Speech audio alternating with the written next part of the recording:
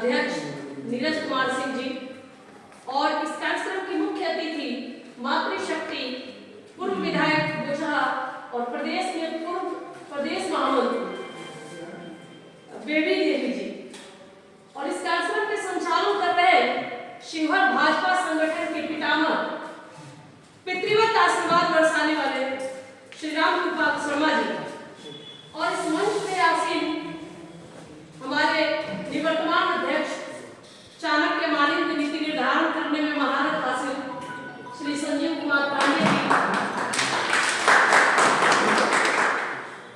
उनके बाजू में बैठे हुए पंचायती राज प्रकोष्ठ प्रदेश प्रवक्ता डॉक्टर राम बहादुर गुप्ता जी,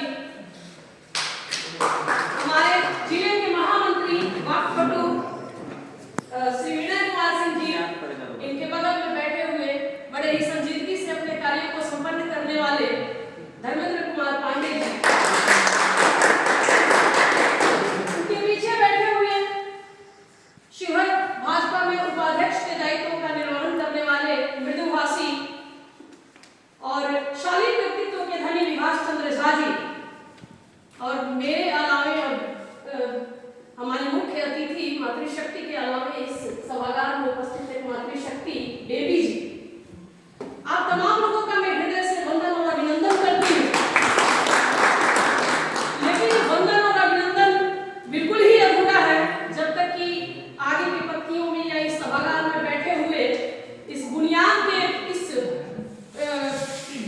बिल्डिंग के बुनियाद में छुपे हुए पत्थरों का जिक्र ना करूं, जिनके ऊपर एक बहुमंजिला इमारत खड़ा है। भाजपा वृक्ष के जड़ों से जुड़े हुए तमाम वरिष्ठ लोग जिन्होंने अपने खून पसीने से सींचकर अटल बिहारी वाजपेयी जी के समकक्ष लोगों का जिक्र ना करूं, चंदन ना करूं, वंदन ना करूं, अभिनंदन ना करूं।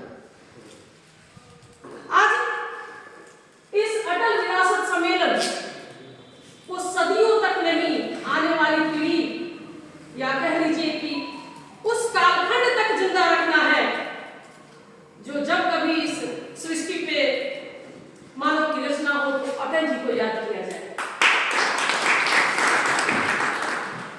अटल विचार, आज हम एक व्यक्ति का जन्म शताब्दी नहीं मना रहे हैं, एक वैचारिक विप्लव का जन्म शताब्दी मना रहे हैं। कल कर बहती हुई काव्य हृदय की जन्म शताब्दी मना रहे हैं, शांति के साधक और अमन के उपासक की जन्म शताब्दी मना रहे हैं। ये सिर्फ भारत के नेता नहीं, विश्व के नेता थे। इनकी स्वीकार्यता सिर्फ भारत में नहीं और किसी एक खास पार्टियों में नहीं। He was a politician beyond politics. He was a man, usually विपक्षी लोग कहते थे कि right man, wrong party.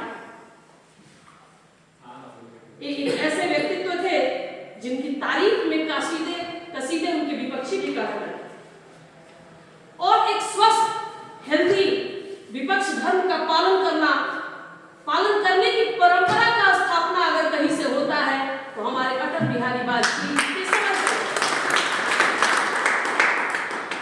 जिन्हें देश की बात रखने के लिए देश के तत्कालीन प्रधानमंत्री आग्रह करके संयुक्त राष्ट्र संघ में भेजते हैं और वहां उस वक्त पाकिस्तान की तत्कालीन प्रधानमंत्री बेनजीर भुट्टो बैठी होती है और देखती है कि सरकार के पक्ष को रखने के लिए भारत का विपक्षी आता है। वो बड़ा ही विस्मित होती है और कहती है कि भारत का लोकतंत्र भी अजीब है, जिस बात को देश के प्रधान सेवक को रखना था, प्रधानमंत्री को रखना था, वो वहां के विपक्षी रखते हैं।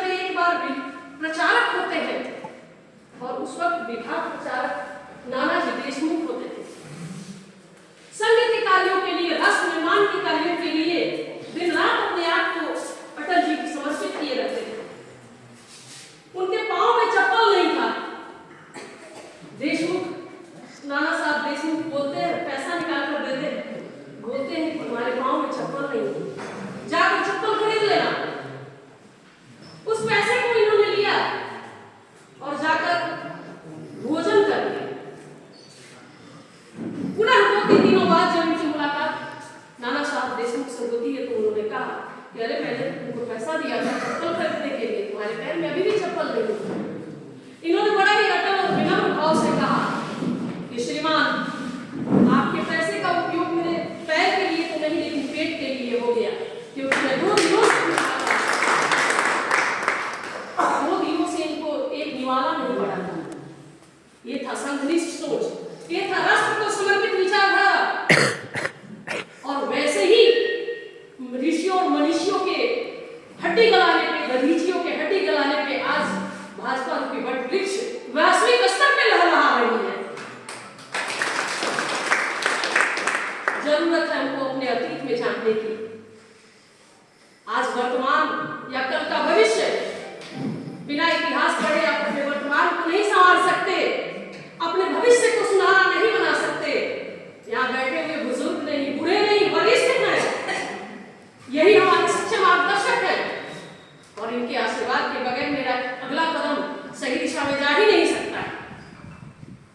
अटल बिहारी वाजपेयी जी की बात, ये कहते हैं ना, हरि अनंत हरि कथा अनंता। जो इनको जितना अध्ययन करेंगे वो उतना जानेंगे। सदन में इनकी नोक झोंक नेहरू जी से भी होती थी, साथ साथ आगे चलकर श्रीमती गांधी से भी हुई। इनके बारे में कहा जाता था कि अपने दुश्मनों का आलोचना भी बड़ा ही बैलेंस्ड अप्रोच में करते थे। कहते थे कि आपके व्यक्तित्व में, नेहरू जी को इन्होंने कहा था कि श्रीमान आपके व्यक्तित्व में तो चैम्बरलिन भी है और चैपलिन भी है। जब कश्मीर की बात चलती है, कश्मीर मुद्दे की बात आती है, तो आप चैपलिन जैसे शांत स्वभाव हो जाते हैं।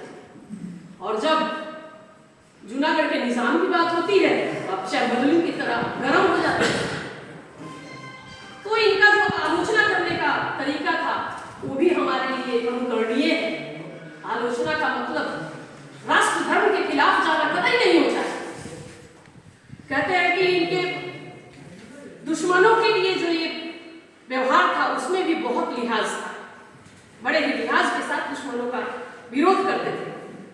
इनके लिए ही शायद बना हुआ है कि दुश्मनी जमकर करो लेकिन गुंजाइश रहे, जब कभी हम दोस्त हो जाए शर्मिंदा न।